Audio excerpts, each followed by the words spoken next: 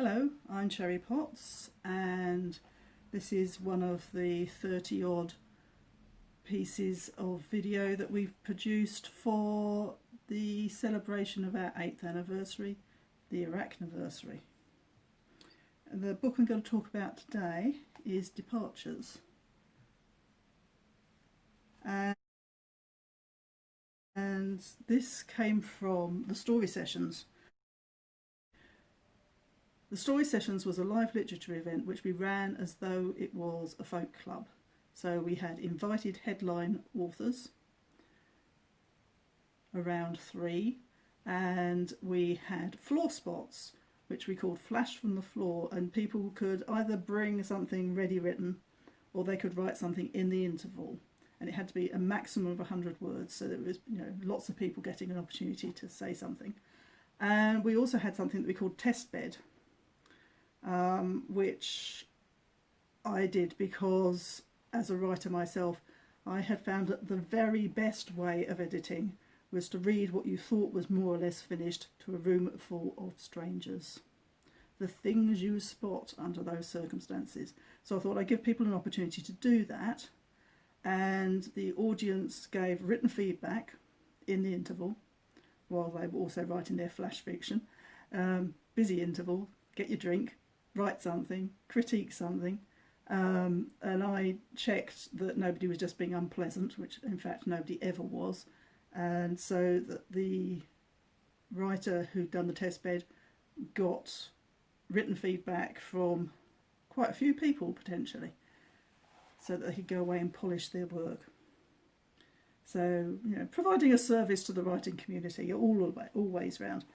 And it was often quite intimate. We never got beyond an audience of about 40, and we had to keep changing venues, which didn't help. But I was very fond of it. It was an awful lot of work, and on top of everything else, it really was beginning to get too much. So we pulled the plug reluctantly.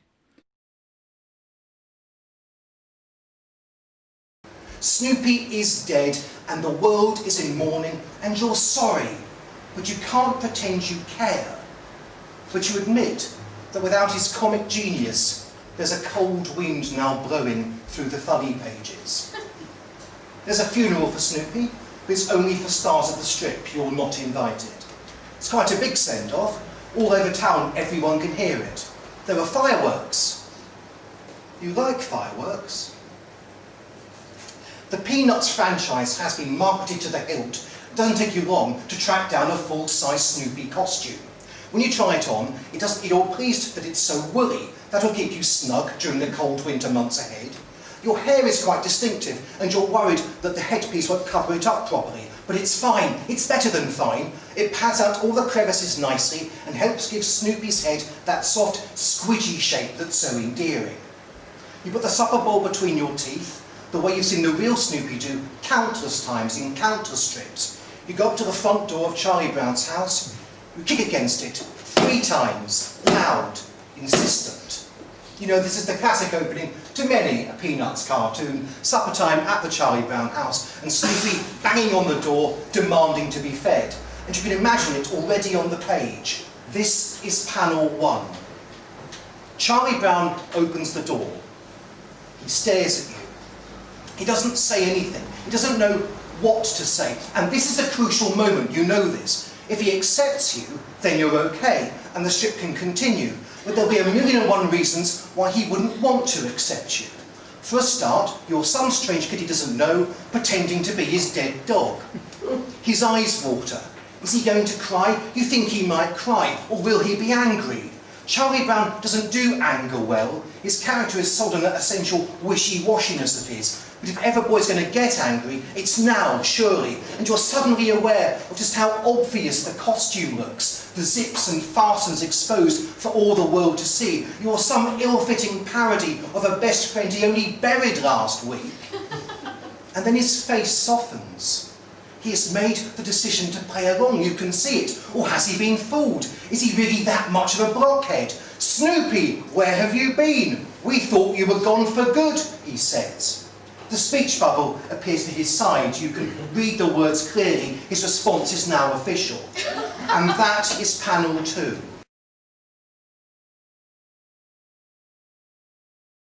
It is late afternoon, and the shadows of the trees stretch towards him like a baby reaches for its mother.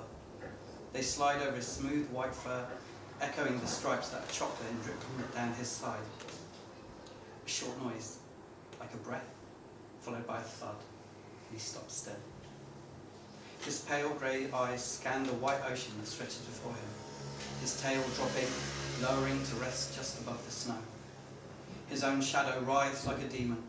It undulates over the ground behind him as little puffs of condensation plume from his nostrils. He waits with an infinite patience. Time means nothing to him. He has no sense of his own mortality. Then, after an age, he moves. It may have been nothing but snow falling from a tree. Now they're just the creaks in the pine, and he moves on.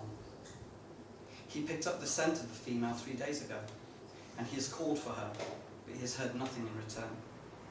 The sky is darkening quicker than normal, and looking up, the tiger sees the sun is slowly being devoured by the moon. He watches it for a while, a strange and peculiar thing. He has seen strange things all his life, and this is merely another.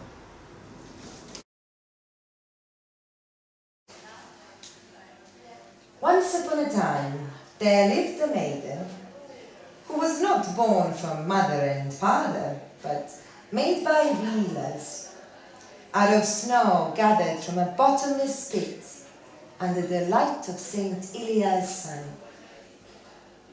The wind breathed life into her, mountain dew succored her, the forest dressed her in leaves, and the meadow adorned her with flowers. She was whiter than snow, her cheeks rosier than a rose. She was more radiant than the sun. She was such as the world had never seen before, nor shall it ever see again. This maiden sent out word how on such and such a day, at such and such a place, there was to be a race, and how the young man who could overtake her on his horse will win her for himself. In no time the word spread across the great wide world, and thousands of suitors on their horses gathered, each one better than the last. Tsar Sun himself came to take part in the race. So the maiden stood on her mark, and the suitors all lined up beside her on their horses, the maiden in between them with nothing but her legs to carry her, and she spoke to them thus. I have placed a golden apple at the finish line. The first one amongst you to reach the apple will win me for himself. But if I reach and take the apple before you, you will all drop dead on the spot.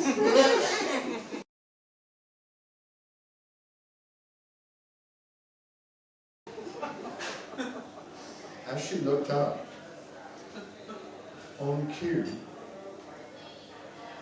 the men in identical tweed jackets and Tyrolean hats filling the seats opposite her broke into Tyrolean songs with yodeling.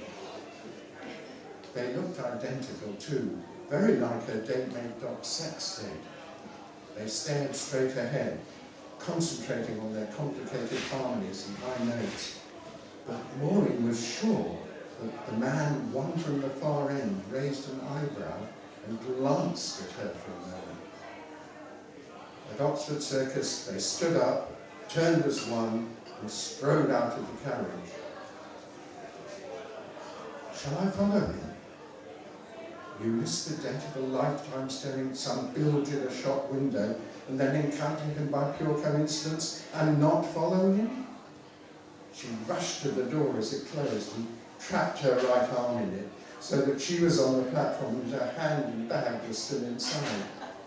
The pain was terrible, but not as bad as when Dom had said that they were not meant for each other. One door closes and another one opens, he had said. I hope this one does. God, this is happy.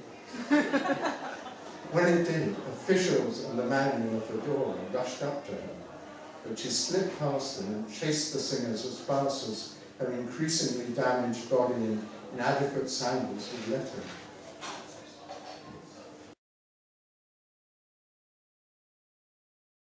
I'm actually going to cheat and read something that my friend Maiden wrote because she's too shy.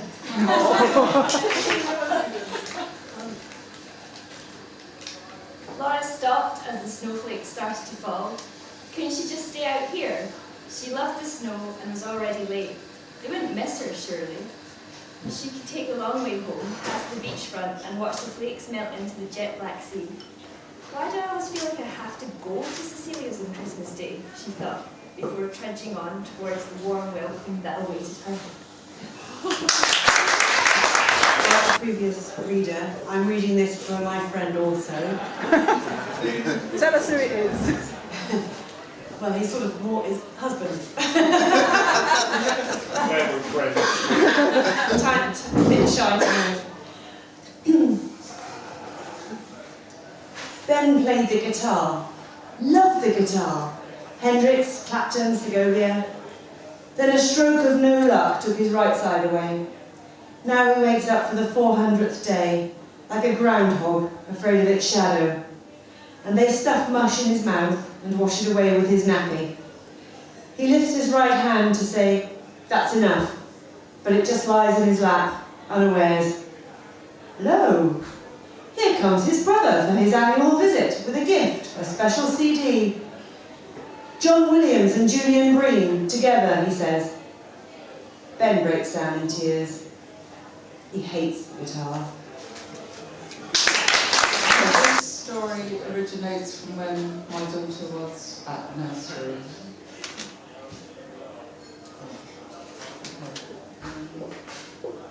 It's called Father Christmas and the Under Fives.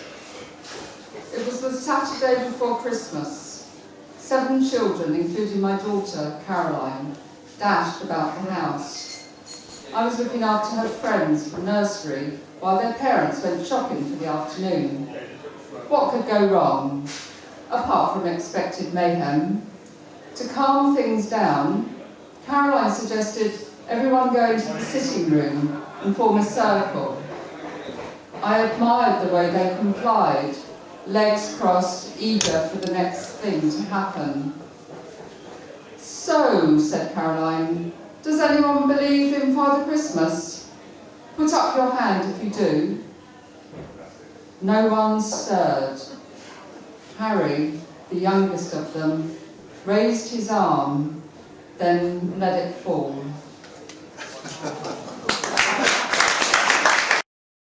The story's called Human Terrain. A latecomer slides into the middle row. "War studies?" he asks the brunette next to him. She nods. I tell the students to put away their texts. "History isn't in those books," I say. "Where is it then?" the latecomer asks. A girl in the front row runs a finger over her iPhone. "Bomb in Pakistan kills 12. Syria accused of chemical attack. It's in the news," she says. I shake my head. News can often be as close to a fairy tale as Cinderella herself. As researchers, students, our job is to read between. "What about primary sources?" the latecomer says. They all want something to hold up and say, "Here it is, the truth." I only have these slides to show them. I press the button. Click. The projector beam snares dust, splitting apart rainbow colours before it hits the whiteboard. "Here is one truth," I say.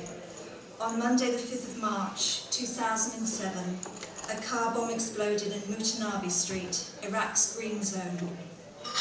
Baghdad's book-selling quarter. 30 people were killed. The fragments you will see here today, students, were found scattered in the rubble, collected and preserved. If my voice shakes when I say the date, no one in the room notices. Note slide 1, I say. A page from a girl's diary, aged 11 3/4. But it's in English, the latecomer says. A translation isn't a primary source at all, says the brunette next to him. translated and interpreted through the eyes of an adult, but with attempts to maintain the child's narrative of her world at one particular moment, I say. Why do we need to know about some girl and her family, the latecomer says. At the bottom is a bit about their Honda being stolen. Maybe this is to do with the car bomb, the girl with the iPhone says. My brothers are serving in Iraq, says the red-haired boy in the third row. Some families circulate the armed forces in their blood, as if they have a red poppy rooted in their hearts. My daughter wasn't from such a family, but that didn't stop her swearing to defend and honour.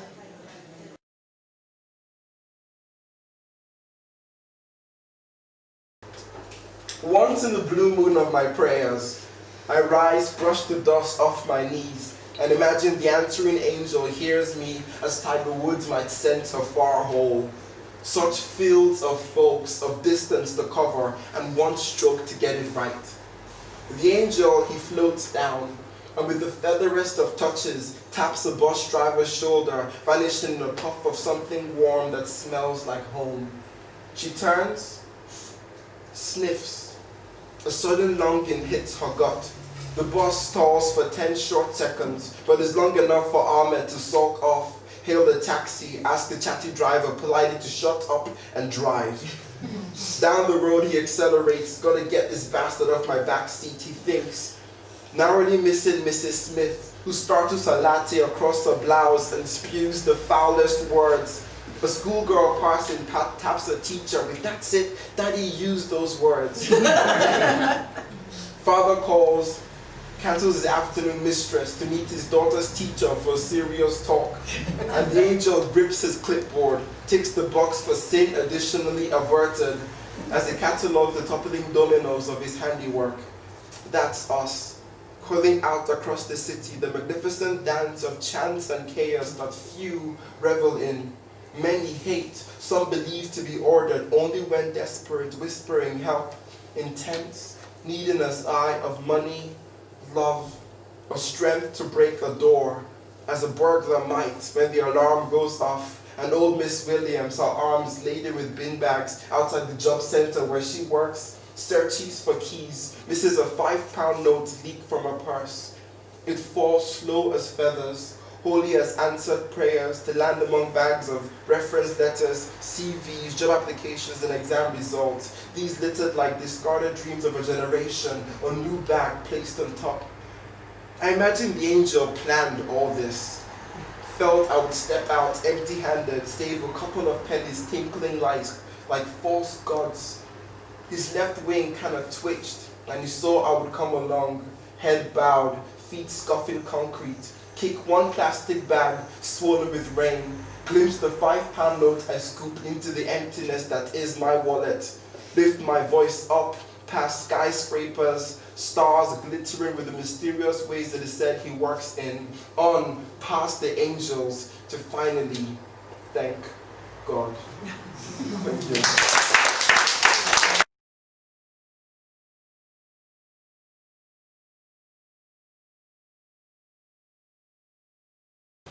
The first one is called The Arrival.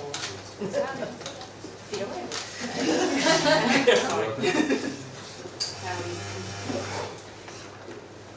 Here you are. We've been waiting for you. We laid the table months ago. The wine's been breathing so long it thinks it's alive. We almost didn't think you'd make it. We started at pool. Jennings thought you'd been arrested. Simpkins went for delayed trains. Prue said you must have had a better offer. I knew you'd not be so cold forever. We had such larks back in July, slapping on the sun cream. Briefcases tossed to the side. Whilst we basked, we baked. The casserole is a little dry. Why we didn't add some sauce when we heard the door, I don't know. Please do make yourself comfortable. We hope you don't have to rush off. It's a delight to see you, really, a delight. Jennings wanted to start without you. Simpkins snaffled an olive when he thought no one was looking. Prue has been the picture of restraint. She kept the veg on a very low heat, basting them. Do you baste veg? Prue does. Prue dies if her veg aren't in peak condition. Just dies. She just dies. We're so honoured that you're here. We weren't sure if maybe the invitation went awry. Why would you stay away so long? We thought, did we do something wrong last summer? We thought. Of course, we tried to call you. Tried to call your people. Left a few messages. Assumed you never got them. But you're here now, and that's the main thing. Months of waiting was worth it for the way you brightened the room. Those tulips weren't half as fresh, half as bright when they were fresh. Now, obviously, they're a little droopy. Can't blame them, really. They were counting on your good favour to give them a little lift. No matter, though, you're here now. Aperitif?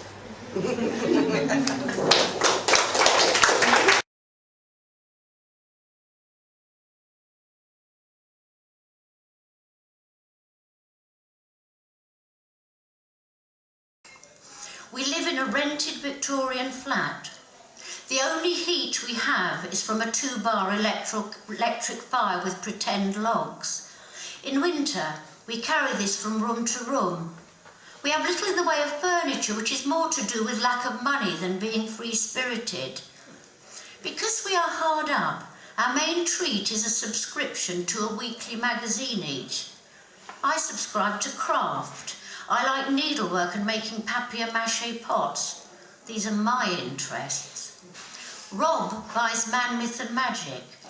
He absorbs information about Aleister Crowley, Borleywood Rectory, the most haunted place in Great Britain, seances, numerology, phrenology.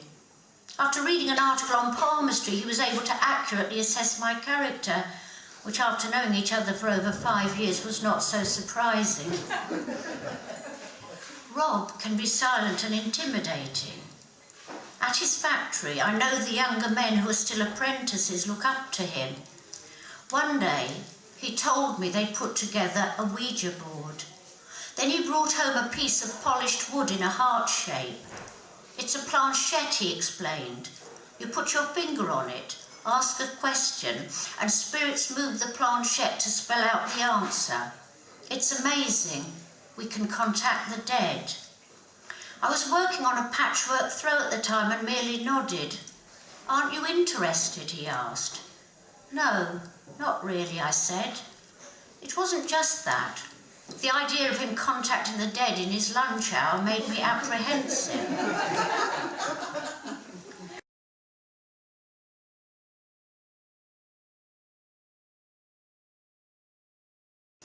Midsummer, the office baking hot, insects dropping dead from the air because they just had no strength left to fly.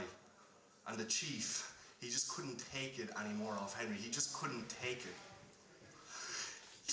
You're single-handedly making a fucking mockery of the entire fucking country, Henry. The British newspapers are actually writing stories about you, Henry. You see, Guardian newspaper, September 12th, Maldives arrests coconut under vote rigging claims. Your buffoonery has gone international, Henry. You are now a moron on 2 fucking continents, Henry. You arrest one more fucking coconut, Henry. I swear to God, you arrest one more fucking coconut and you're off the fucking force. I don't care how much of a legend your father was around here, you're gone. Now get out of my sight before I shoot you. Wait, hang on. What was the charge? Henry, being a complete idiot, thought his next sentence would actually redeem himself. Attempted murder, Chief. Attempted murder! Attempted murder. The coconuts are really stepping it up a gear out there, aren't they, Henry? Last week was vote rigging, now they're actually attempted murder. Maybe we should, get a coconut task force, eh? Hang on. Did you read the coconut's rights, did you? Answer me! You arrested a fucking coconut for attempted murder and read it its rights. Where? Ocean Street, Chief. On Ocean Street, at gunpoint, you arrested a fucking coconut for attempted murder at gunpoint and read it its rights on Ocean Street, on the busiest street on the island. Well, that we should permanently memorialise it.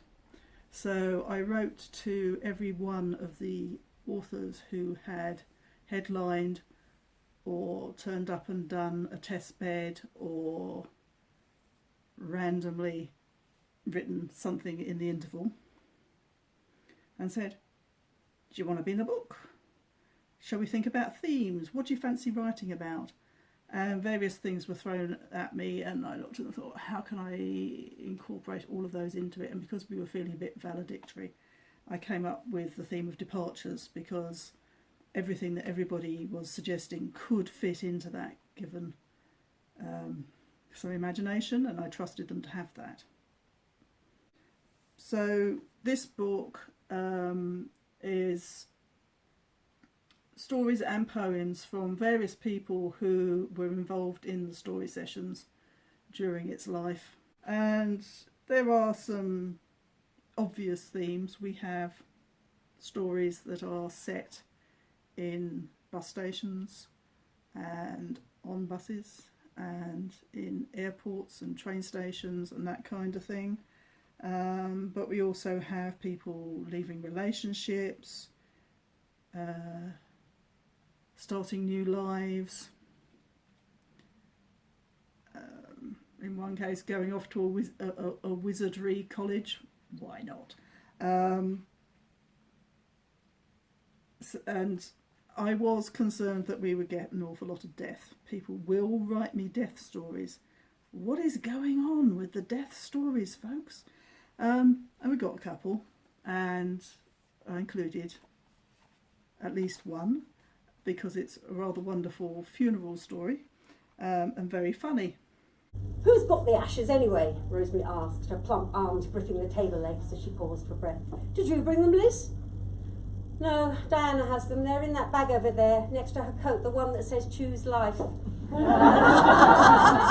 Rosemary snorted and dropped her under the table. The day before, they'd gathered in the old house to plan the picnic.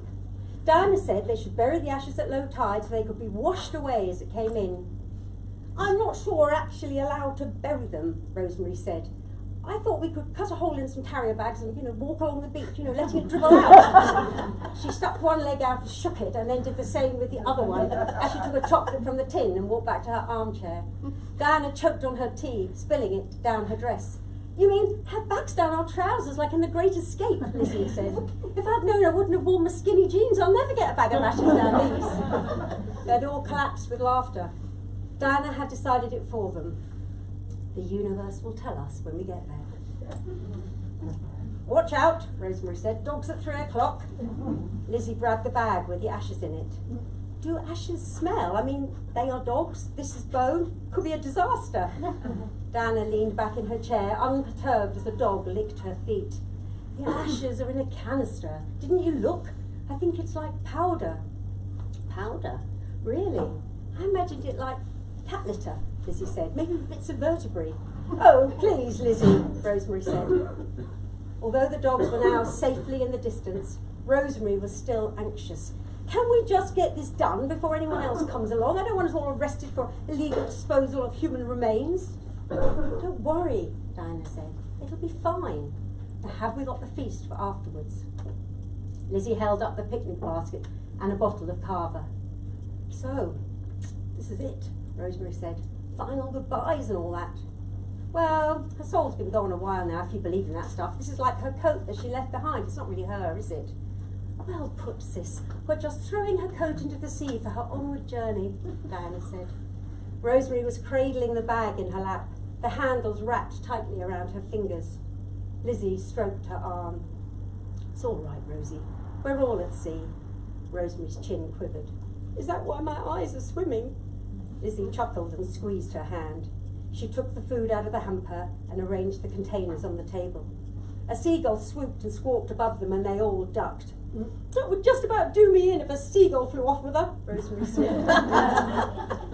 She'd probably squeal with excitement like she did when they first lifted her in the hoist, Lizzie said. Rosemary laughed and dabbed her eyes.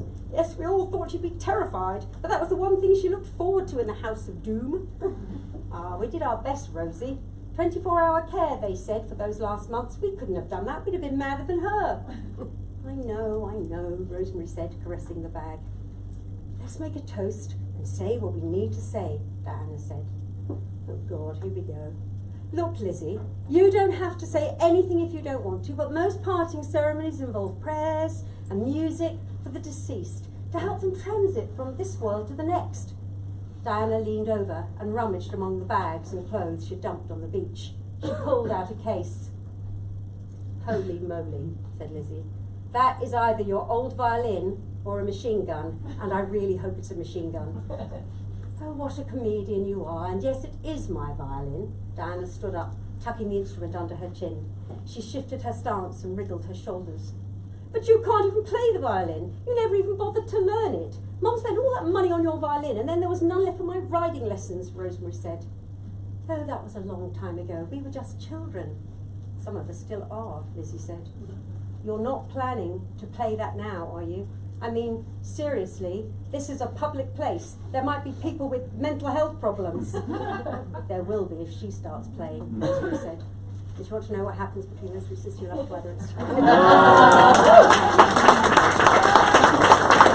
There's also stories about breaches in friendships where people go somewhere that their friends cannot follow and it just becomes impossible. And the first story,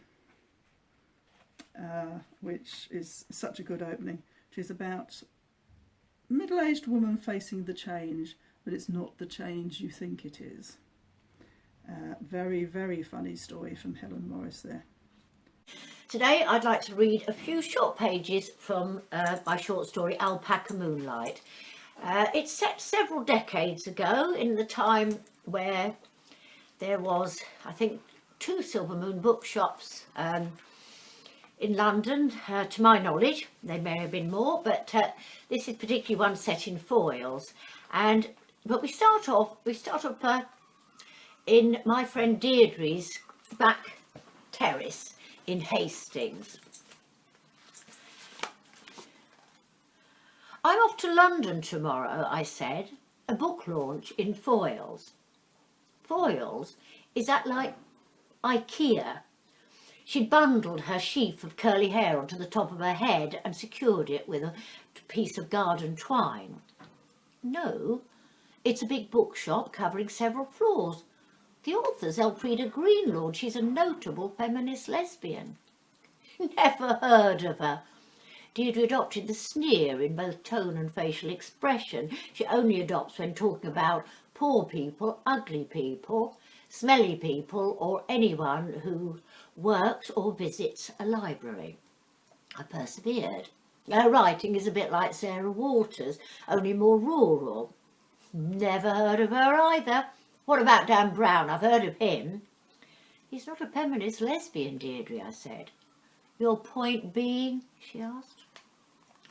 We hadn't been getting on. Since the evening I'd announced that I wanted to be a more visible lesbian and not just her best friend. Deirdre had looked up from unwrapping her Cadbury's cream egg and said, What's wrong with being my best friend? Nothing at all. For you have Martin and your cat, Lord Dudley. It's only natural I should want a woman to share my life with. Doesn't seem natural to me, she said. That's because you're straight, I said. Deirdre answered, I am what I am, but she looked offended. Back in her garden, she began to spray the foxgloves growing between the paving stones with weed killer. I said, foxgloves are wildflowers, not weeds. Well, they're dead wildflowers now, she said. I'll meet you at the bookshop. But you don't know where it is. Then tell me. It's no big deal, is it?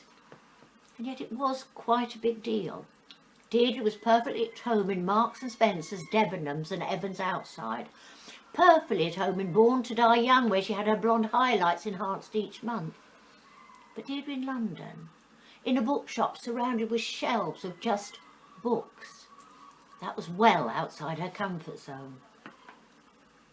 I reached Foyles with at least an hour to spare. Ray's Jazz Cafe was crowded and smelt of wet coats. I settled myself with a coffee and the Evening Standard on a stool near the window. Under the guise of puzzling over crossword clues, I glanced around the room, trying to pick out obvious lesbians, maybe waiting like myself for the reading, but no, I was the only obvious lesbian. I'd aim for a womb to womanhood look. Under normal circumstances, I wear a bra, but no bra that evening. Let it all hang loose, I told myself as I toweled dry after a shower. But then, just in case it was all hanging a little too loosely, I'd added several concealing layers of pea green. Vest, large t-shirt and gigantic knitted cardigan. My baggy trousers were held up with a leather belt, and I hope this combined lesbian chic with an artisan credibility.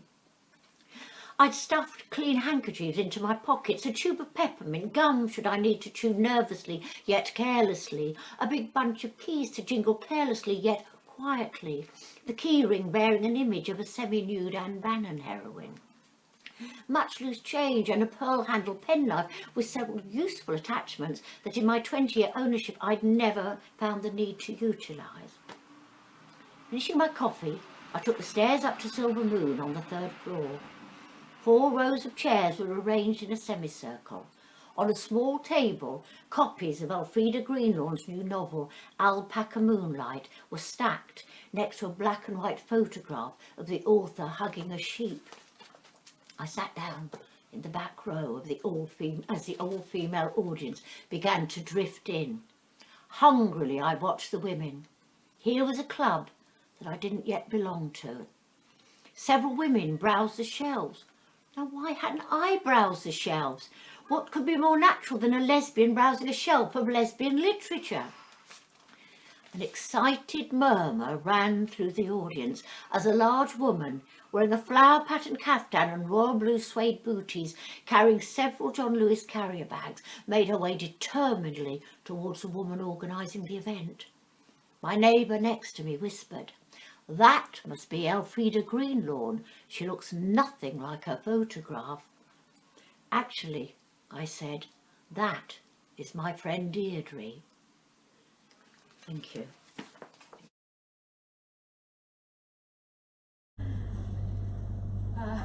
This is called Laundry / Camino. A grammatical slash rather than a violent slash. If I close my eyes this minute, now, no pre-planned right eye first, then left eye, no, right now, this wet laundry weight pulling back my shoulders, making me zigzag unsteadily up the road, could be my snail shell. And this soft light and heat could be Mediterranean. And that engine vrooming by could be a tractor checking on vines. And this ache inside could be a longing for some bread and water or wine from a tap. And this breeze could be coming over the mountains. And this cardboard carton of concentrate could be a box of peaches. And the door in which I'm about to turn my key could be my pilgrim's resting place for the night. But once I'm hanging out this washing, it could all feel like such a long time ago and such a long time away. And the dents in my shoulders will have taken just 10 minutes to form, when what I wish for is a day's worth of dents, again and again and again. Oh. Thank you. This is going to be the first page of my story. When Terry asked if people had anything on this theme, it's a bit left field, and I couldn't get it down to the word count, so I sent it to her and said, "Oh, I'm not sure if this is right, Terry, and I can't get it down to the word count, but have a look." And she came back really quickly and said, "Yeah, I think it fits, and also I put it down to the word count." I was like, wow.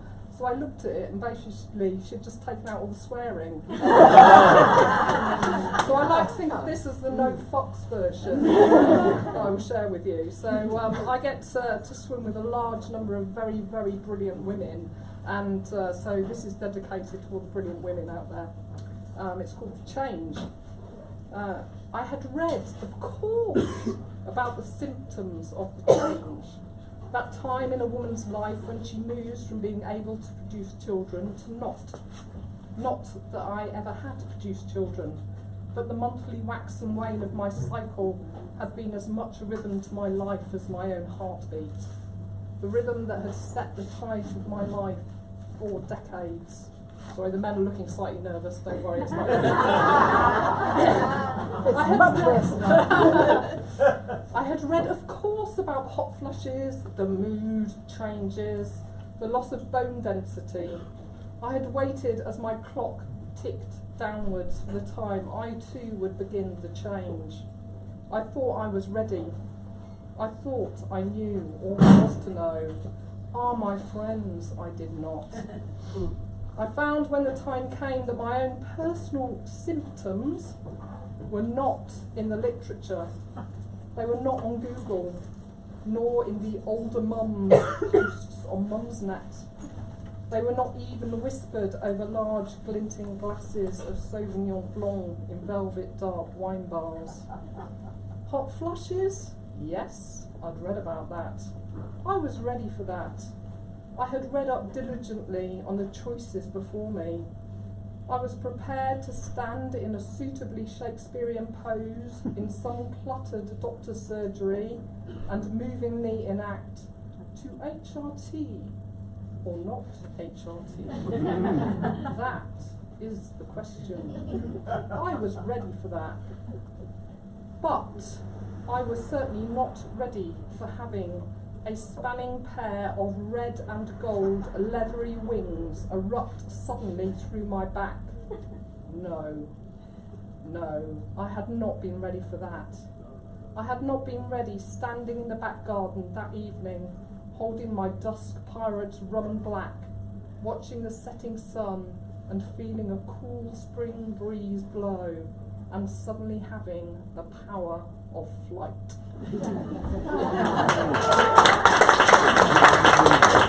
It's not had as much time in the limelight as I would have liked, this book.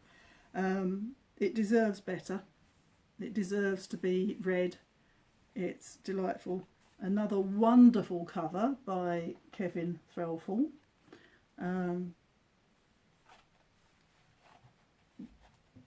Slightly done by committee. There was a point at which we weren't quite sure how it was going to work. It was, the basic idea was there, but we needed it to be a bit more fiction orientated.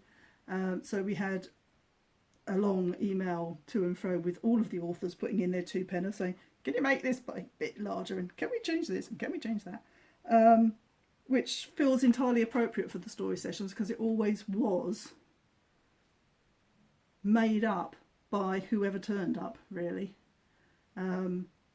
Beyond me saying yes to, or actually asking headliners to come and having a vague theme based really largely on what day we happened to be holding it. So, you know, in March we did women's stories, in November we did armistice stories, that kind of thing. It was extremely fluid and organic and strange and rather wonderful. So it seemed entirely appropriate that the cover should have that kind of input too. As with all of our books, pretty much, this book is discounted throughout August. You need to use the code ARACHNEVERSARY. It's on the front page of our shop, in case you're wondering how on earth it's spelt, but it's pretty obvious, really. I've only misspelt it once. But I encourage you, give this book a try. It's a lot of fun. And actually, in lockdown, I've been thinking maybe we should resurrect the story sessions as an online thing. Because it always was a way for me to find new talent and to approach people and say, can I publish you? That's how we published Math Jones' Knotsman. I had published him before in The Other Side of Sleep, but it was hearing him read from the Knotsman, and I was going, oh, I hope he hasn't got somebody lined up for this already. And sidled up to him in the interval and said, I would really be interested in seeing the rest of this. Is it finished? Have you got someone?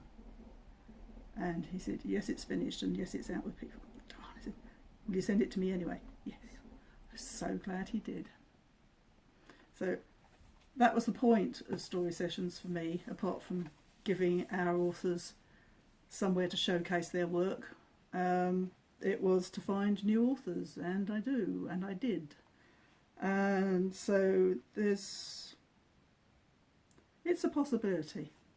I'm thinking about it. I'm also thinking I'm going to send out a questionnaire to everybody on our mailing list.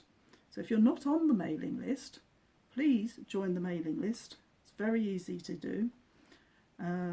Pretty much as soon as you go onto our website, the first time you ever go on, something will pop up saying, would you like to join our mailing list? So you just say yes and fill in your name.